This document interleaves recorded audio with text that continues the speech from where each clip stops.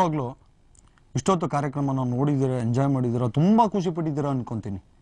ಯಾಕೆಂದರೆ ಈಗ ಎಲ್ಲ ಬರೀ ಪೊಲಿಟಿಷಿಯನು, ಅದು ಇದು ಸಮಸ್ಯೆಗಳು, ಅಲ್ಲೋದ್ರೆ ಟ್ರಾಫಿಕ್ ಜಾಮು, ಇಲ್ಲೋದ್ರೆ ಈ ಜಾಮು, ಏನೇನೋ ಟೆನ್ಷನ್ಗಳು, ಬೆಳಗ್ಗೆ ಎದ್ದರೆ 108 ಕಾಟಗಳಿರುತ್ತೆ. ಬಟ್ ಇದನ್ನೆಲ್ಲ ನಾವು ಬಿಟ್ಟು ಮೈಂಡ್ ಫ್ರೆಶ್ ಆಗಿ ನಗ್ನಗ್ತಾ ಇರಬೇಕು ಅಂದರೆ ಈ ಥರದ ಕಾರ್ಯಕ್ರಮಗಳು ನೋಡಬೇಕು. ಹಿಂದೆ ಇತ್ತು ಅವಿಭಕ್ತ ಕುಟುಂಬ ಅಂತಿತ್ತು. ಅವಿಭಕ್ತ ಕುಟುಂಬ ಅಂದ್ರೇನು? ತಂದೆ, ತಾಯಿ, ಹೆಂಡತಿ, ಮಕ್ಕಳು, ಮೊಮ್ಮಕ್ಕಳು, ಅವ್ರ ಮೊಮ್ಮಕ್ಕಳು, ಅವ್ರ ಮೊಮ್ಮಕ್ಕಳು, ಅವ್ರ ಮಕ್ಕಳು ಎಲ್ಲ ಕೂಡಿ ಬಾಳಿದ್ರೆ ಅವಿಭಕ್ತ ಕುಟುಂಬ ಅಂತ ಹೇಳ್ತಿದ್ರು. ಈ ಗಂಡ ಹೆಂಡತಿ ಇಬ್ಬರಿದ್ರೆ ಅವಿಭಕ್ತ ಕುಟುಂಬ ಅಂತಾರೆ. ಯಾಕಂದ್ರೆ ಮದುವೆ ಆದ 3 ತಿಂಗಳಿಗೆ ಡೈವರ್ಸ್ ಕೊಡ್ತಾರೆ. ಆ ಥರದ ಜನರೇಷನ್ ಬಂದ್ಬಿಟ್ಟಿದೆ. ಹಿಂಗಿರುವಾಗ ಅಂಥ ಕರ್ನಾಟಕದ ಮೇರು ನಟರನ್ನೆಲ್ಲ ಒಂದೇ ವೇದಿಕೆಯಲ್ಲಿ ನೋಡೋ ಅದೃಷ್ಟ ನಮ್ಗೆ ಇಲ್ಲದೆ ಇರ್ಬೋದು.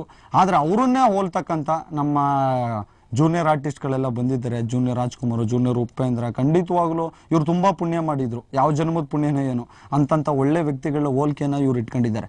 ಇವ್ರನ್ನೆಲ್ಲ ಒಟ್ಟಿಗೆ ಒಂದೇ ವೇದಿಕೆಯಲ್ಲಿ ನೋಡಿದಾಗ ನಮಗೆ ನಿಜವಾಗ್ಲೂ ಅಂಥ ಆ ದೊಡ್ಡ ವ್ಯಕ್ತಿಗಳನ್ನು ನೋಡಿದಷ್ಟೇ ಖುಷಿ ಆಗುತ್ತೆ. ನಾನು ಖುಷಿ ಆದ್ರೆ ಸಾಲದು, ನಿಮ್ಗೆ ಎಷ್ಟು ಖುಷಿ ಆಗುತ್ತೆ ಅಂತ ಈಗ ನೋಡೋಣ ಬನ್ನಿ.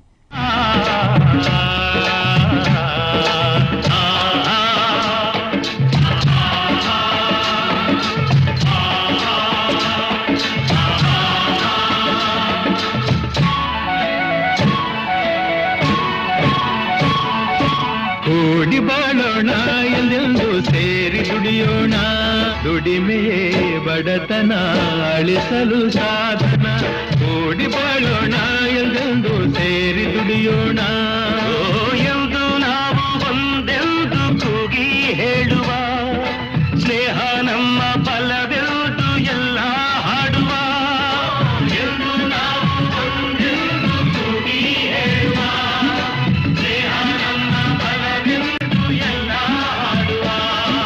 ಕೆಲವ ನಂಬಿ ಬಾಳೋರು ನಾವುಗಳೆಲ್ಲ, ಮಳೆಯ ನಂಬಿ ಬದುಕೋರು ಇಲ್ಲಿ ಎಲ್ಲ.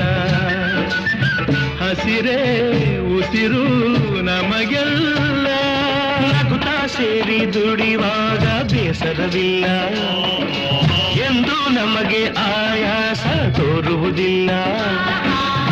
ಮೇಲು ಕೀಳು ಇಲ್ಲಿಲ್ಲ, ದೋಷವು ಎಂದು ಶಾಂತಿಯನ್ನು ನೀಡುವುದಿಲ್ಲ, ದ್ವೇಷವು ಎಂದು ಸುಖವನ್ನು ಕೊಡುವುದೇ ಇಲ್ಲ.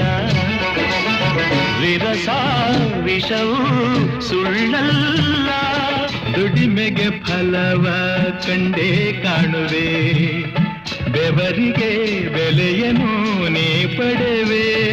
ಕೂಡಿ ಬಾಳೋಣ ಎಲ್ಲೆಂದು ಸೇರಿ ದುಡಿಯೋಣ ಎಂದು ನಾವು ಒಂದೆಂದು ಕೂಗಿ ಹೇಳುವ, ಸ್ನೇಹ ನಮ್ಮ ಫಲವೆಂದು ಎಲ್ಲ ಹಾಡುವ. ಎಂದು ನಾವು ಒಂದೆಂದು ಕೂಗಿ ಹೇಳುವ, ಸ್ನೇಹ ನಮ್ಮ ಫಲವೆಂದು ಎಲ್ಲ ಹಾಡುವ.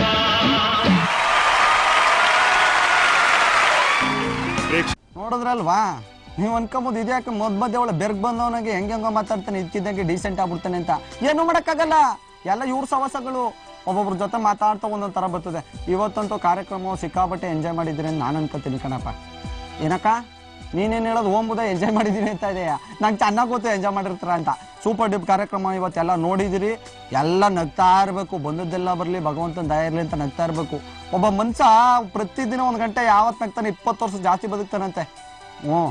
ನೀನು ನಗೋಕೋಬೇಡ ತಾತ, ನಿನ್ಗೆ ಆಲೇ 80 ವರ್ಷ, ಇನ್ನು 20 ವರ್ಷ ಎಲ್ಲ ಜೋರಾಗಿ ನಗ್ಬಿಟ್ರೆ 2 ಗಂಟೆನೂ ಬದುಕೋದು ಕಷ್ಟ ಆಗ್ಬಿಡ್ತದೆ. ನಮ್ಗೆ ಯಾಕ್ರಪ್ಪ, ಬಂದದ್ದೆಲ್ಲ ಬರಲಿ, ಭಗವಂತ ದಯ ಇರಲಿ. ಅಣ್ಣವ್ರು ಹೇಳೋರು, ನಗು ನಗುತ್ತಾ ನಲ್ಲಿ ನಲ್ಲಿ ಏನೇ ಆಗಲಿ. ಎಲ್ರಿಗೂ ಧನ್ಯವಾದಗಳು. ಯಾವಾಗಲೂ ನಗ್ತಾರೆ.